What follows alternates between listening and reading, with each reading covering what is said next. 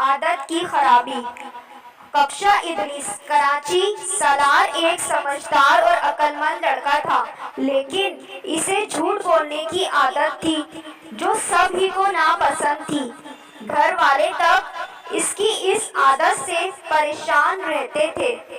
ایک دن علی کو اپنے دوستوں کے ساتھ میدان میں کھیلنے جانا تھا۔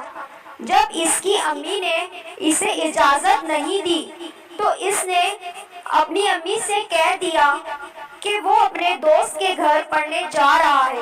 جاری ہے، یہ سن کر اس کی امی نے اسے اجازت دے دی اور اس طرح وہ جھوٹ بول کر اپنے دوستوں کے ساتھ کھیلنے چلا گیا۔